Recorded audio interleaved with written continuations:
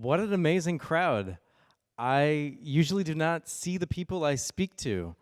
I'm usually in my pajamas at home, speaking in a closet that I've converted into a radio booth with a yoga mat and a couple of well-placed pillows to help the sound, and that's the closet. So that's NPR's Jerusalem radio studio. Pay no attention to the cello in the corner and that puppet that I bought in Egypt a couple years ago. And I am delighted to be here in Seattle for the first time in my life. Beautiful city, and I hope to come back. Thank you. I want to take you with me on some of the adventures that I've had over the last several years, reporting in one of the most remarkable, infuriating, beautiful places on the planet. Unexpected places on the planet, too. I was not expecting that one of the biggest stories on my beat would be today, coming to Seattle. We had planned originally that I would be here, I think, in early March, and then around December, we started noticing that the winds were blowing and Israel was going to be scheduling unprecedented third elections, probably in early March. So we decided, we have the foresight to move this to a quieter time. Here I am, and I'm really happy to be here. So we'll talk about today's news later on in the question and answer session, but what I want to do today is pull back the curtain and talk about, usually there is a curtain there. I have a blanket that I kind of wrap around myself to help muffle the echo. But I want to pull back the curtain and tell you about what I think about when I choose the stories and the characters that I put on the radio. And I think the first story that I want to tell you about is about me, how I got here, how I got to Jerusalem. I was in college in Boston at Brandeis, and in 2006, Brandeis alum, 2006, it was the second semester of my senior year, and I was looking for an interesting internship, something cool to do. And NPR popped into my mind, and I thought, NPR, yeah. I listened to NPR growing up. I love NPR. I would wake up to my clock radio in high school, listening to a story on Morning Edition, walk down the hall to the kitchen, keep listening to the same story because there was a radio in the kitchen, get into the car to drive to high school, same story. It was like surround sound NPR, and maybe a lot of you have had that similar experience. The soundtrack of my childhood. So I called up WBUR, which is the local Boston NPR affiliate, and said, "Hi, I'd like to apply for an internship." And the receptionist said, "Great, honey. Which show?" Hadn't done my homework. So she said, "Why don't you try the Here and Now show? That's a show that treats its interns well." So the day of my interview was one of the biggest blizzards Boston had ever seen. And I took the commuter rail from Waltham into Boston to the WBUR, to the NPR station, and trudged through snow and sat in the waiting room. And the executive producer of the show sort of comes in with her coat, takes one look at me and says, "You showed up, you're hired." And I think that just goes to show that showing up is 80%, sometimes 100%. So I fell in love with radio from the very first day of my internship. I loved the magic of cutting tape, which is jargon, what we call, splicing up pieces of audio and putting it together and putting on a show. And at the end of that internship, I was graduating and I didn't know what I wanted to do with my life. And one of the station reporters took me out for coffee at Starbucks down the street and said, "Well, why don't you do what I did when I graduated high school, when I graduated college?" And I bought a plane ticket and I went to Kenya and I freelanced as a journalist. So I had grown up studying Hebrew. I started studying Arabic in college. I always had a fascination with the Middle East, and I said, sure, why not? Naivete is a great thing. Showed up in Jerusalem and started freelancing. And one of my first radio stories was, I love this story. It was about the flurry of letters that appear in Israel's postal service in Jerusalem every year, addressed to God from all over the world. And God has different names on these envelopes, but somehow the word Jerusalem or Israel or the Holy Land or what have you is on the envelope, and these letters end up in the Department of Dead Letters in Israel's postal service in Jerusalem. And so I followed the advice of a journalist, Hannah Jaffe-Walt, who is at This American Life, who talks about when you have an idea story and you're trying to tell a story about a big idea, letters to God, find the guy. Find the guy doing the thing. Find the guy who, find, for instance, the mailman who is collecting these letters. So I did. His name is Avi Yaniv, and he is in charge of collecting these letters addressed to God. So he was my guy, and he had the chutzpah to actually open all these letters and read them. And I love that story because I think it informs so much of the storytelling that I do in Jerusalem, which is take a story about a place that is extraordinary. It's larger than life in people's imaginations around the world, whether that's for spiritual and religious reasons, or because they're history buffs, or because they're enchanted or frustrated with the geopolitics, with the Israeli-Palestinian conflict. This is a place that occupies a larger than life place in people's minds. And I love telling that story of this extraordinary place through the lives of ordinary people who live in it. And the mailman who reads God's letters. And so what I want to do tonight is talk about some of the stories that I've been reporting over the last couple of years for NPR, related to some of the big headlines, and talk about how I thought about bringing those stories to life for someone who's brushing their teeth or walking the dog or driving to UW for class. And I think I'll start with the 50th anniversary of the Six-Day War, which was a couple years ago. In 1967, Arab countries and Israel went to war, and Israel captured, among other territories, the West Bank, which 53 years later today is still a central element of the ongoing Israeli-Palestinian conflict. Israelis moved there and settled there, enchanted by the biblical lore connected to that place. And Palestinians, of course, want that land for their own country. So, 50th anniversary of the Six-Day War, monumental time, monumental event. How do you tell that story of something that happened 53 years ago, and its echoes today? So I work with some wonderful colleagues, Israeli and Palestinian local journalists who help me find stories, who help me find characters. And we found some really incredible two men who have a kind of mirror image of each other, stories that mirror each other. I'll show you the first man. His name is Ephraim,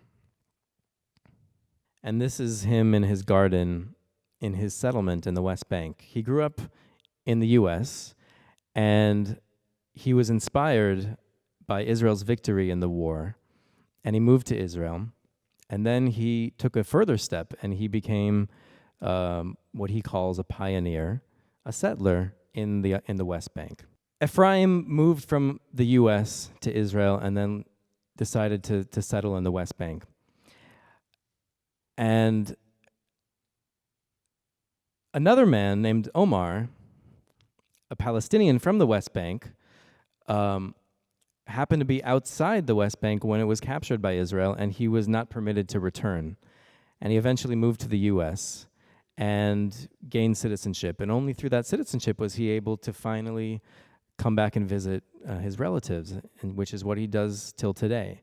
So two men with a sort of mirror image of each other, an American who moves to the West Bank and a Palestinian from the West Bank who moves to America and comes back and visit. And I want to play you a couple clips of their stories, because what I wanted to do is drive with them through the West Bank and see how they see the same hills, the same streets, the same landscape, the same reality in front of them, how two men can see that reality in completely different perspectives. Let's listen to the first one. A few days ago, I drove with Bluth from central Israel to the West Bank, which he calls by the biblical name, Judea and Samaria.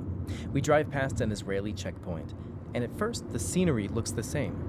You'll notice in many cases the hilltops are barren. And then I want to point out over here, we just passed a couple signs advertising new homes, right? Absolutely. There is a tremendous amount of building, a tremendous amount of construction. We drive past a Palestinian village. We enter a hilly area carpeted in olive trees, then pass an Israeli army encampment. We're passing a bus stop where an Arab taxi is picking up two young Arab men, a very normal instance. The road is open to both Arab and Jew, and this is normalcy. No, it's interesting you mentioned that normalcy, because for so many people, when they hear about this area, the military has such a strong presence here, that maybe this is the opposite of normal.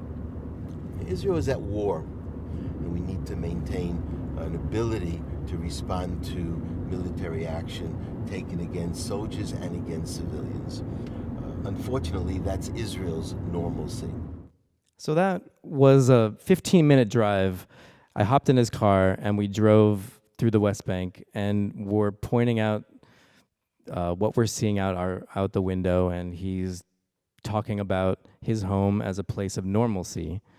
And I, as a surrogate for my listeners, ask, what is you call this normal? And your neighbors, for instance, Palestinian neighbors, might call the military checkpoint that we just passed abnormal. And to which he responded, this is Israel's normalcy. I will show you a picture of Omar, his neighbor not too far away, who still lives in America and comes back to visit. And I wanted to tell Omar's story with the same, I hope, the same sensitivity and care that I told the story of Ephraim, of listening to him and hearing his perspective. Omar worked as a taxi driver in New Jersey for many years. And he's about to tell us a story. We're driving through the West Bank, and we get out of the car for a break, and he tells me a story of one day when he was driving, visiting back home, visiting friends, visiting relatives, and he came upon a military checkpoint, and a soldier was asking drivers and people to get out of the car and lift up their shirt to check for explosives. So I told him, I'm not going to take it off. Why? I said, I'm not. I can't take this thing. When you live 20, 25 years, a free person, you have full rights. You can't take this thing. You mean 25 years living in America? Right, in America. So he starts screaming at me. So I look at the guy next to him, the other soldier. I saw that soldier, and exactly jumped to my mind that this guy I know. This guy, I swear I know. So I told him, aren't you from Fairlawn, town next to my house, you know? That soldier was an American who moved to Israel, joined the army, and he said they recognized each other because he had driven his family and him to the airport in New Jersey. And so this is what happened next. Don't you know me? Oh, I see. I'm sorry. What are you doing here? See, he told me it's my duty. But I said, why you do these things with the people? That's what they're doing. So just like go to the Quran, just go, Omar, go. Don't worry. And the soldier let him go. So this is an example of my approach when I'm talking about large headlines that what angle should I take? Where should I go with this? And I always am centered by the idea of introducing a listener to a person with a name and a life and a story. And in this instance, these are two stories, one of an Israeli settler, another one of a Palestinian, that I know that my listeners may find some of their stories difficult to hear. But I hope that they'll take an opportunity to listen and, walk a mile in their shoes.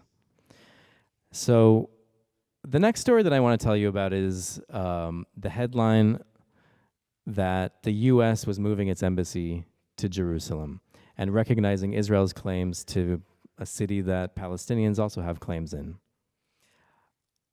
I knew from living in Jerusalem for many years that the U.S. recognition of Jerusalem as Israel's capital was not really at the top of people's minds in Jerusalem, Israelis' minds. This was not what they were preoccupied with. In fact, what they were preoccupied with was something else entirely. It was this kind of love-hate relationship that they have with the city. This is a city of more than 800,000 people. About a third of them are Palestinian. A third of them are ultra-Orthodox, devout, religious Jews. And the remaining third are secular, non-religious Jews or traditional, but not superly devout religious Jews. And I have been seeing in apartments that I had lived in, and just by living in the city, this incredible demographic change of secular Israelis leaving the city and religious Jews moving to the city. And I wanted to tell that story in connection with Israeli attitudes toward Jerusalem, to tell the story behind that headline of the embassy moving to Jerusalem. So I went scouting for a house where someone had moved out and someone had moved in. And I found one just a few blocks away from the embassy. So this is the house. And on the second floor is a woman named Dafna, and she's moved to Tel Aviv. And let's listen to her story. I always said I was born in Jerusalem, I'll die in Jerusalem, and I'll be buried in Jerusalem. This was a saying I used to say always. I don't see myself now going back. Daphna Elon lights a cigarette in her new apartment in the coastal city of Tel Aviv. She was the sixth generation of her family to live in Jerusalem, and she's nostalgic for the old Jerusalem of the 90s, when her son would play with a Palestinian kid from a nearby neighborhood. He was riding on the donkey and my kid was on his bike, and they switched, and my kid went on the donkey and he took his bike. And they were friends and everything was nice, and you wouldn't see that anymore. There's no communication, there's no relationship. I don't know, everything went to an extreme, and I don't like the tension. So I ran away. She lived through waves of Palestinian suicide bombings, and she felt alienated by the growth of the ultra-Orthodox Jewish community, which closes off some public roads on the Sabbath. If I want to go to my mother's on Shabbat, I cannot take the same route I take during the week, because half the roads are closed on Shabbat. So we have the Arabs, and we have the religious, and we're being somehow pushed out. Slowly but surely we feel unwanted, unwelcome, and everything. Unwelcome, unwanted, everything. This is the guy downstairs. And he's humming a Shabbat tune, a Sabbath tune, and he's cooking dinner in the kitchen. Opening the oven. I love her character. And you just really get a good sense of her, of Daphna as a person.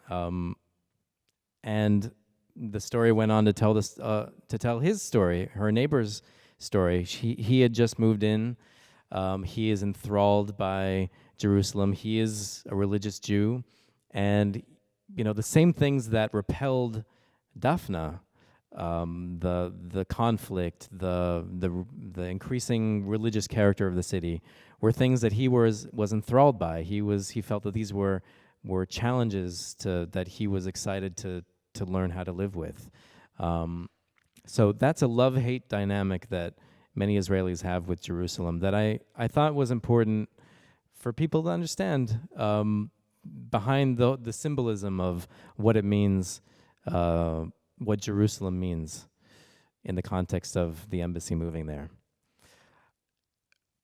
A couple months before the U.S. moved its embassy from Tel Aviv to Jerusalem, Netanyahu, the Israeli prime minister, was on his way to the White House to meet Donald Trump. And I traveled with him.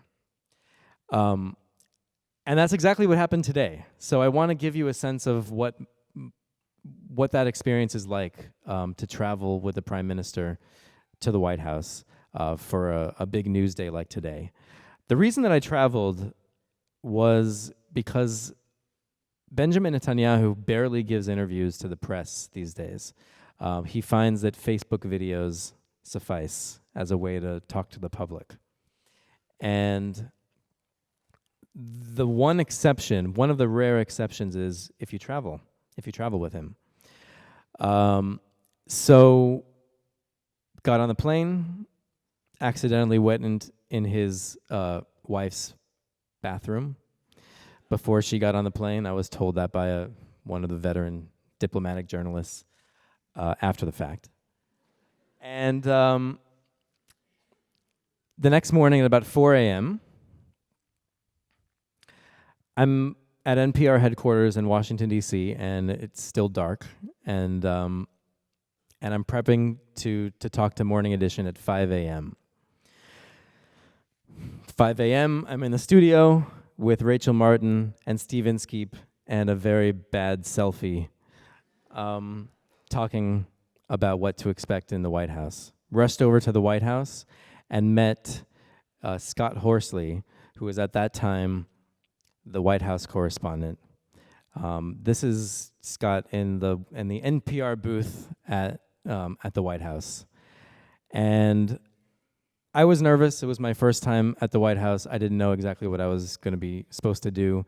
And so he pulled up a picture on Google Images of the Oval Office. And he said, this is what's going to happen.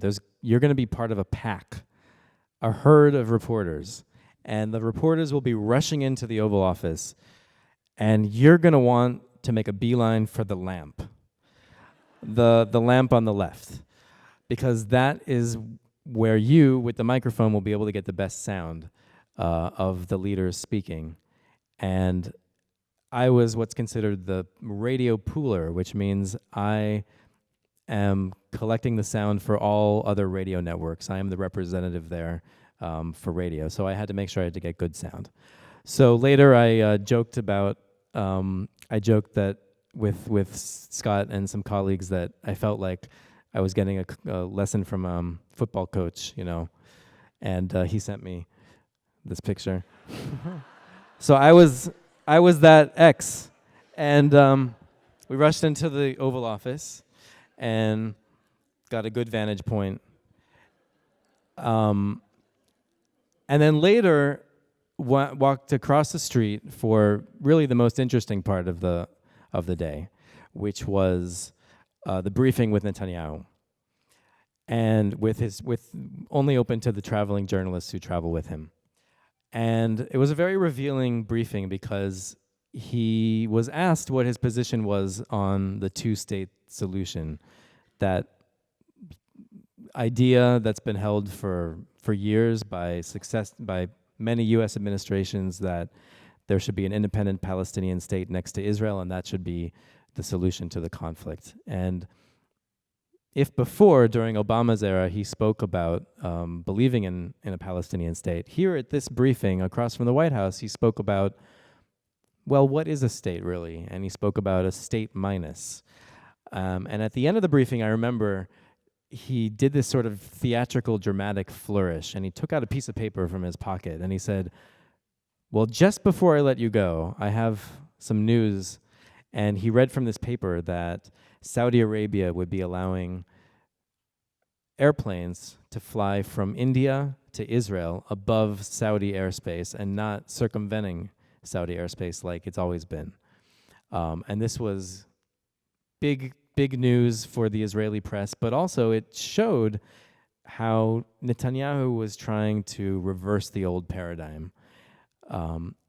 If the old paradigm was focus on peace with the Palestinians, and that will expand Israel's diplomatic ties with the Arab world, he was,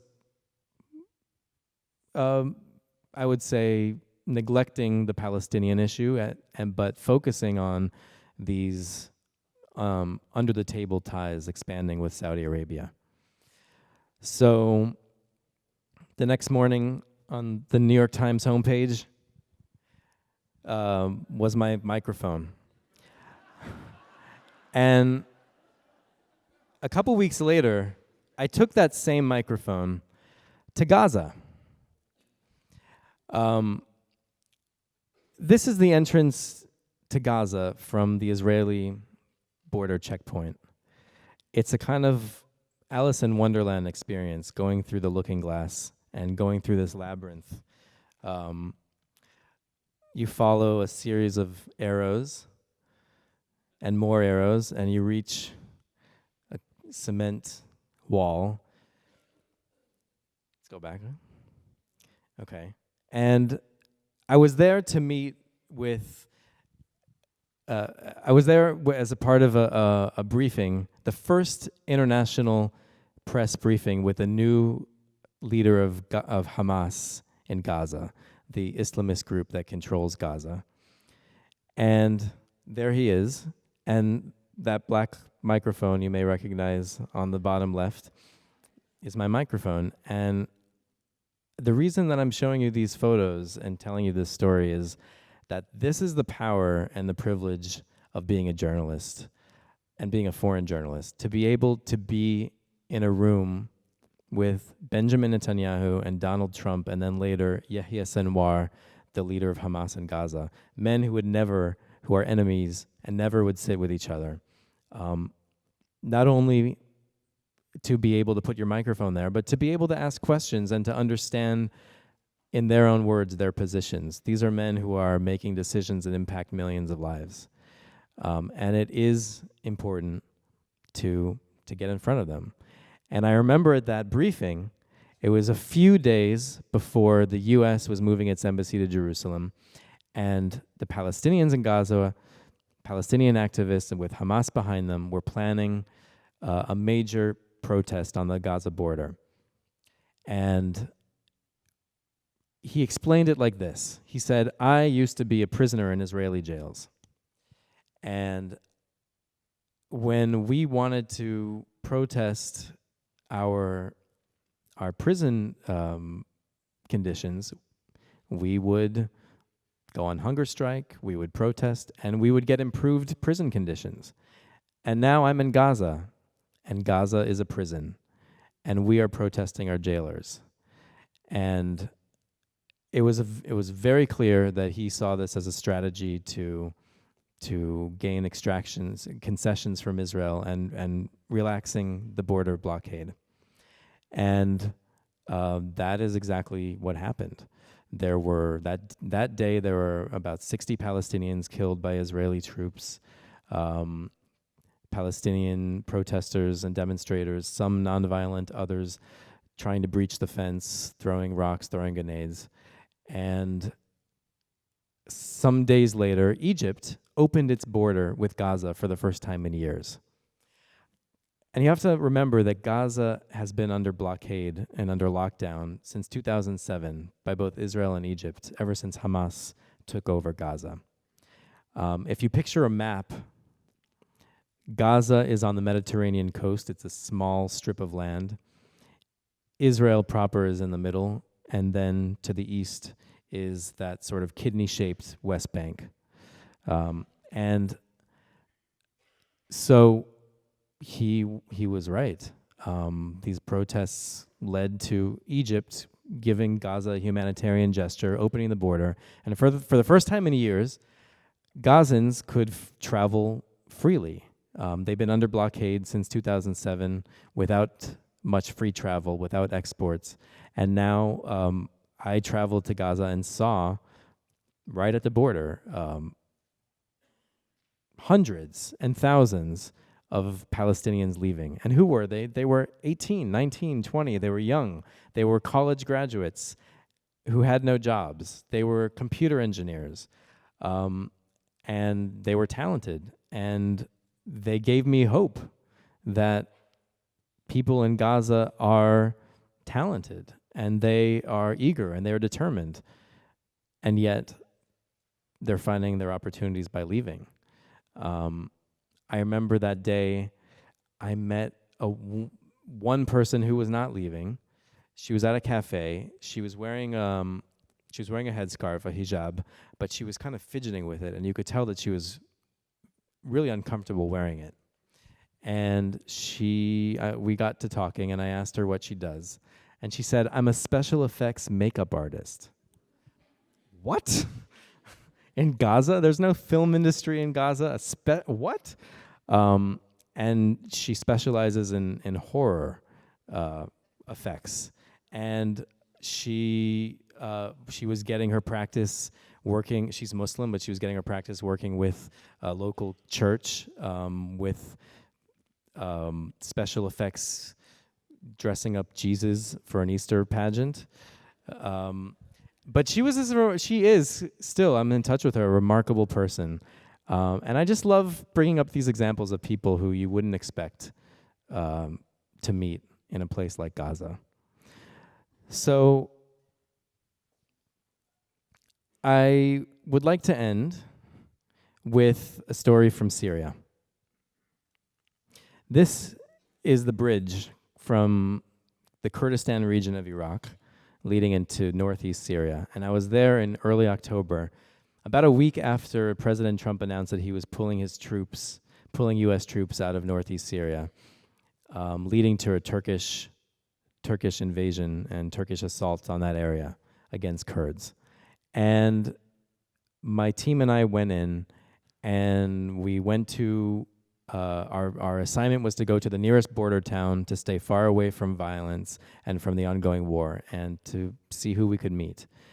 And we stumbled upon a church. And there was a baptism. And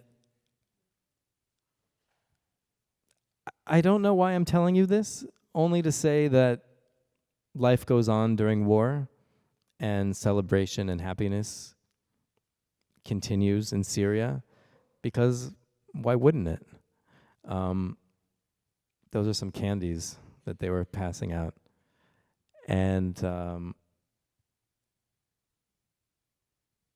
I love that picture.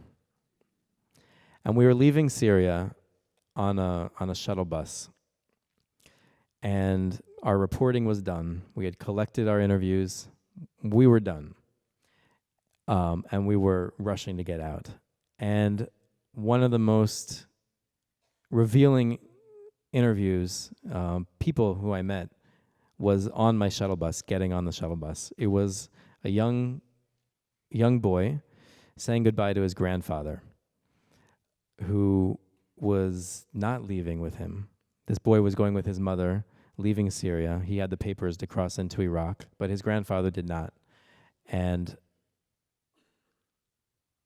it's an example of what happens as a journalist in the field when you're either on the on mode or off mode.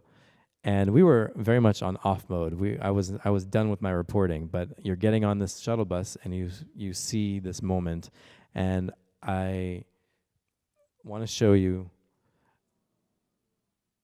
the grandfather and the grandson, and what the grandfather said is not in English, but you'll be able to understand the gist of it. الفراق قتل الشعوب خرب الجيل كامل أذى الناس حروب بلا فائدة ما حدا مستفيد غير تجار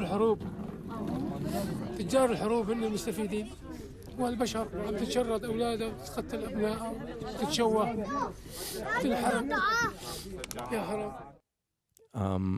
He's saying separation kills us. Separation kills the people. And, you know, as a journalist, you don't necessarily have to go to the front lines in a conflict to find anguish and to find the story of that conflict. Oftentimes it's the quietest moments like this one where you understand the real impact that war has on people. His grandson got off the bus.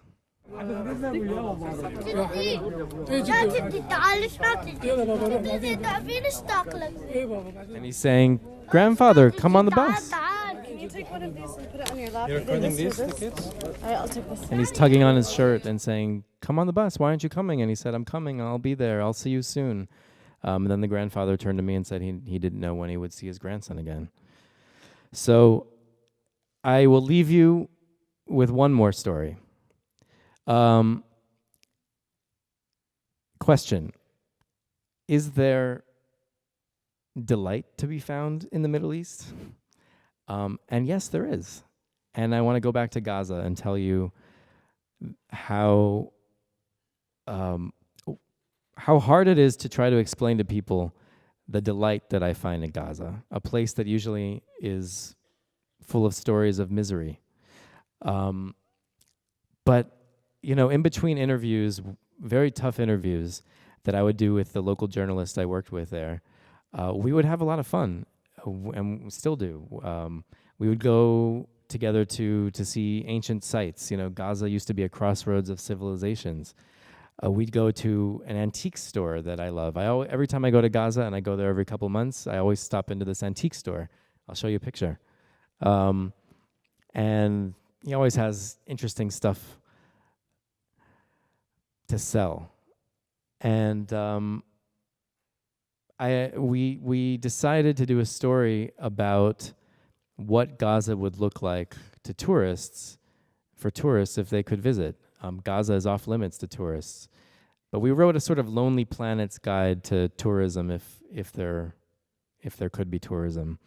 We went to this antiquities, this antique shop, and we went to this great fish restaurant, and we talked about the tomb of Samson from the Bible, which is in Gaza, the tomb of the Prophet Muhammad's great-grandfather, I believe.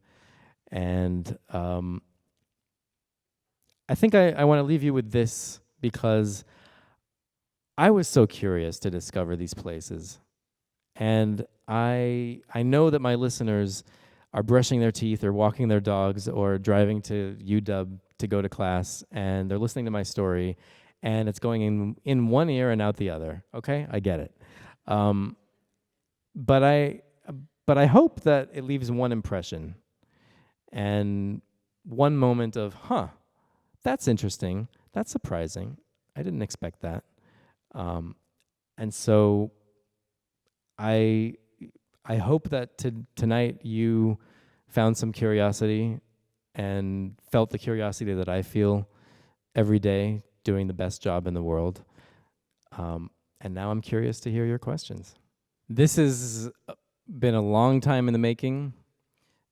The President Trump's peace team has been working on a plan for about 3 years. I remember maybe 2.5 years ago sitting with Jason Greenblatt, who until recently was one of his main point people. He was very tight-lipped about what this plan would include, but in the days and weeks leading up to the release, the picture was becoming quite clear what it was going to be about. This plan, this vision, whatever you want to call it, and they call it by multiple names, is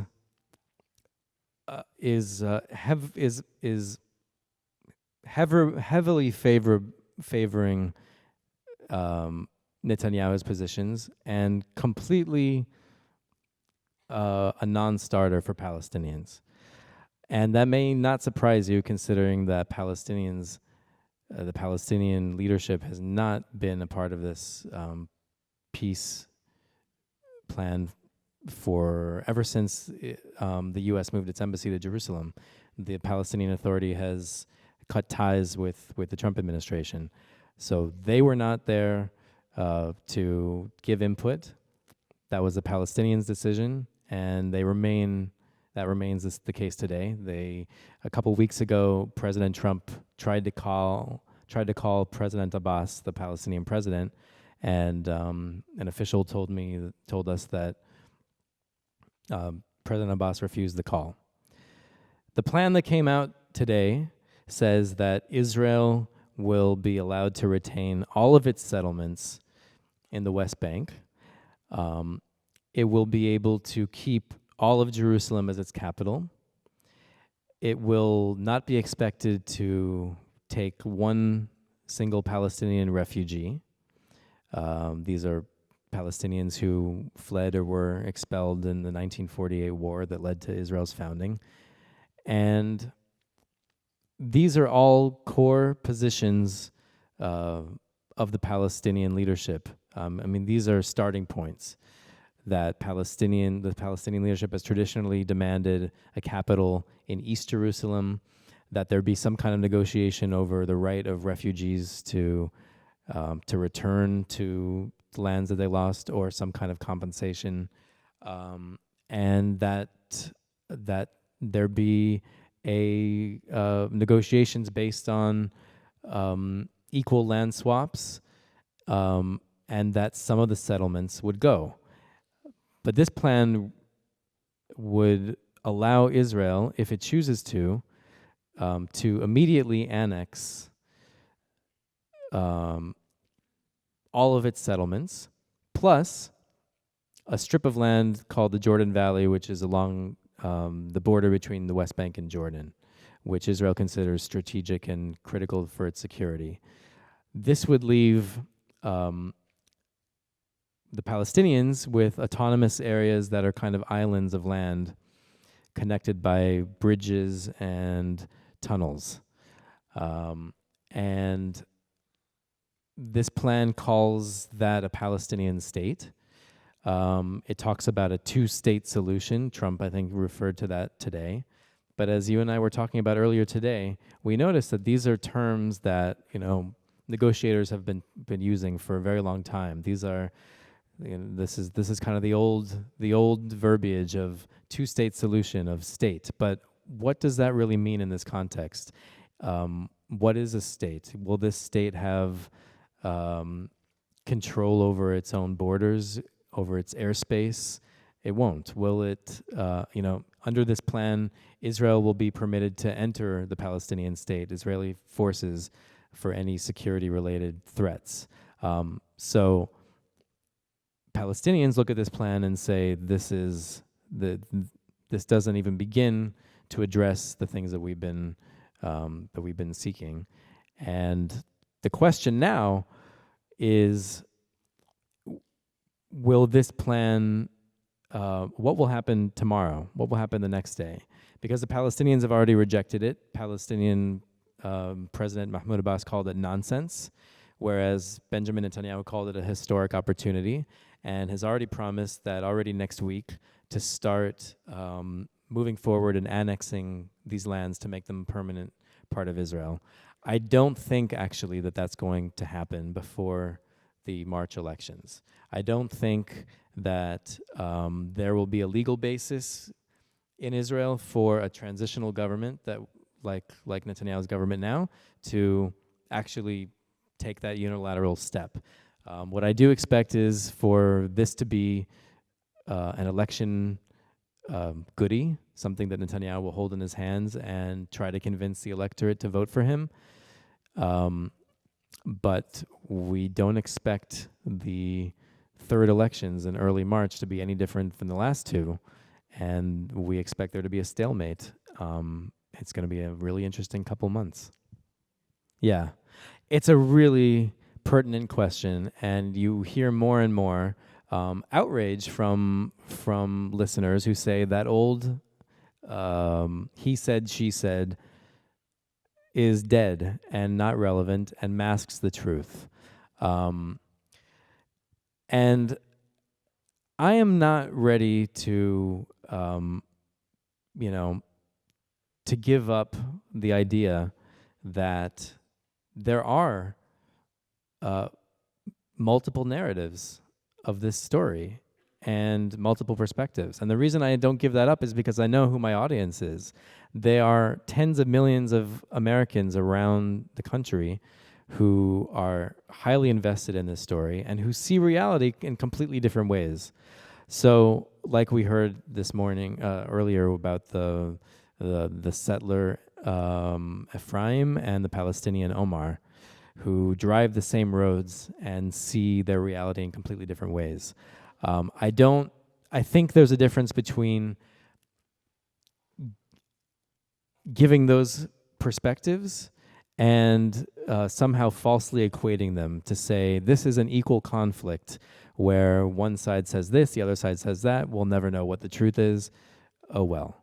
But I do think it is essential to acknowledge that there are this is a story of competing realities, competing language, competing. One side has a completely different set of terms of what's going on than the other side, and you have to have at least an ounce of understanding of what people are thinking. Now, there aren't two sides to this story, of course, right? Israelis are completely divided on what they think. Palestinians are completely divided on what they think. So that is just some part of the complexity that I have to bring to the story. But if listeners and audiences are expecting me to give my personal opinion or to say this is the truth and here this is the right side and this is the wrong side, I think it's an insult to my audiences and to my listeners. My role is to bring the voices, bring the perspectives, and I think my audience is smart enough to come to their conclusions. Netanyahu is a conservative, as you may well know, conservative right-wing politician. Benny Gantz is considered centrist. He's a former general, but he leans, and he's leaning, especially now, more to the right in an effort to win over voters who might normally vote for Netanyahu, but who may be sick of him by now, or disgusted by his corruption charges, which he's now facing. And so it's a really interesting question, like what would there be any different policies? And I actually think in many respects there would be. I think Gantz, first of all, it will depend on what kind of coalition he forms, because in Israel it's not just one party. He'll have to make all kinds of sacrifices and compromises. But on the question of, for instance, the Middle East peace issue, Gantz has called it historic, and he's praised President Trump for this plan. But he's also said, and his spokeswoman told me today, that he does not support Israel making any unilateral annexation moves, which this plan allows Israel to do, before elections. He's also said that he wants any kind of move like that to be done in coordination with the international community. So I think he is keenly aware that the majority of countries are not on board, may not be on board with this plan, and that he would not pursue more like the kind of unilateral moves that Netanyahu might. You look at a podcast like The Daily that the New York Times puts out, The Competition, right? I don't know how many people listen to that podcast, but why is that so popular? It's because it takes time to listen to. It's 25 minutes long sometimes, and it's a deep dive, and it is nuanced. And I think that just proves that people are craving that kind of depth. So yes, there will always be the clickbait out there. What's so great about radio is that if you gotta listen to it and wait for the ending if you want to know what happens. You have to listen. It's not you can't scroll through it like you would reading an article. So I am very encouraged by the popularity of podcasts, and I think that that's a good thing for people like me working in radio. Yes, media is facing a crisis, but podcasts like The Daily give me a lot of hope. The second half of Omar's story I didn't tell today, and it was a tough interview. His son, many years ago, participated in the killing of an Israeli settler and was put in jail for many years. And Omar was in the States when that happened. And he said that he got into an accident. He was driving his taxi, and he heard what happened, what his son did, and he got into an accident. He was so flustered by it. And we had a long conversation, and part of this is the continuation of the story that I did not play, where he is rationalizing what his son did. And my job is to be the surrogate and to push back on when I know that my listeners will, if they were there, they would be pushing back and asking, how can you rationalize your son killing somebody? And it was difficult because he didn't like that exchange, and I had spent hours with him driving around and telling his story and understanding things from his perspective. And, and he would say, like, you don't get it and you don't understand. And, okay, so explain it to me, explain.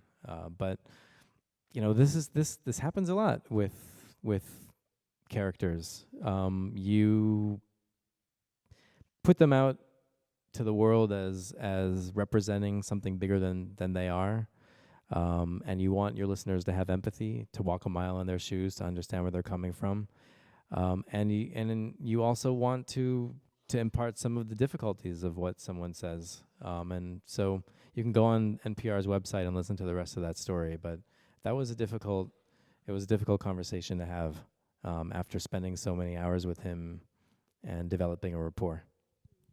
A lot of times it's deciding that you have a story that you want to tell, and then it's like you're a casting agent and you're looking for characters to play in your film.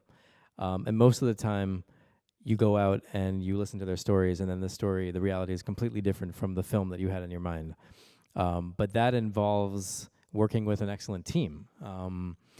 I work with 3 local producers in Gaza, the West Bank, and Jerusalem. They come from various backgrounds. They, have their own upbringings and their own perspectives on politics and on life, and all that informs who we're looking for, the kinds of characters we're bringing. And yes, sometimes, a lot of times I'll do a pre-interview on the phone and talk to them and understand what they have to say. And for very different reasons, I might say this isn't really exactly the right character for this story. But it's always a fishing expedition. Photography oftentimes comes into play, and I'm always happy when we can hire a photographer. a local photographer, whether Palestinian or Israeli, in Gaza or wherever, to take much more beautiful photographs than the ones that I took on my phone, and to support photographers. And there's a lot that's left on the cutting room floor. So just to recap for those of you just joining us,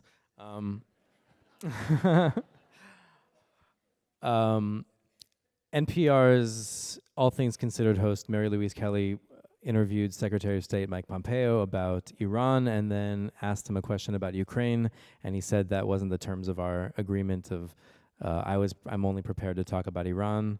And she said, my staff informed your staff, I informed your staff that we'd be talking about both topics. The interview abruptly ended, and then he asked her to come to his office without a recorder and berated her and, according to her, cursed her and brought in an unmarked map and asked her to point to where Ukraine was, which she said she did. She has a degree in European history. And he said, do you think Americans really care about Ukraine? And then she thanked him for his time and left and reported on that. And then Mike Pompeo accused her of lying, and it went on and on from there. Several days ago, our State Department reporter, Michelle Kellerman, was supposed to go on a trip, I believe tomorrow, with Pompeo to, among other countries, Ukraine, to report for NPR, and she was taken off the plane and not allowed. She was taken off the list to fly. This has gotten a lot of media coverage. NPR's approach has been incredibly conservative on covering this. It has, Mary Louise gave her account of what happened. She didn't give further interviews. She didn't go on the cable news networks. And when Michelle Kellerman, the State Department reporter, was taken off the list, NPR for several days did not report it because they were still, the email that I got from the network was, we're still looking into the reason. We don't know if this is to punish NPR for Mary Louise's interview or not. So I'm very proud of that approach. I think that it's never about us, and we don't want to make it about us. We are professionals. We're doing our job. We do stand up and we say we say no to intimidation, and this was intimidation on Pompeo's part. We know that sadly we're just the latest in a string of news organizations that have been targeted by the administration, and we're going to just keep doing our jobs. I'm glad that I was young and naive when I did it, because it was a leap of faith and it was a risk, and I encourage everyone who's considering journalism to do it. Go to a place where there are not a lot of reporters, or just go to a place that you're really passionate about. You don't want to be reporting on a place that you don't like. And I hope that in my stories you can understand that I really like the people I'm meeting and the place that I'm reporting on. I studied English literature in college, and Middle Eastern studies and Near Eastern studies and Hebrew literature, and started studying Arabic. And that is my second piece of advice. Learn a foreign language. Master one. And then learn another one. That is essential. And keep doing it all your life. I remember a moment in Jerusalem. It wasn't in Jerusalem. It was as an exchange student. It was junior year abroad. I studied in the south of Israel at a university, and a couple weeks after I arrived, there was a double bus bombing on the street where I was, and I remember taking out a pint of ice cream and eating the whole thing, and and being overwhelmed by that. Luckily, the violence has more or less been on much lower levels in the last decade. But I would encourage everyone here who's interested, even if you're not a budding journalist, follow that curiosity, travel, and be a journalist in your own community. You know, I went home to St. Louis, where I'm from, and meeting with a couple of my parents' friends, and they asked me to tell them some stories about my reporting, and what I actually wanted to tell them was, I'm here. I just came back to St. Louis, and I'm 15 minutes away from Ferguson, Missouri, where Mike Brown was shot, and I had never visited there in my life. And I took my parents in the car, and we went, and we talked to people, and we went to the tilapia joint that everyone loves there, and it was a very surreal experience to go to a place and see CNN cameras in my own backyard. After spending a decade or more abroad and being that guy with the microphone, seeing journalists in my own backyard, and it just made me realize that I want to encourage everybody here to, to give yourself an excuse to ask questions of people you don't know and go to places that you're curious about. I have this thing in my hand that always gives me an excuse to just be nosy. So find your own microphone.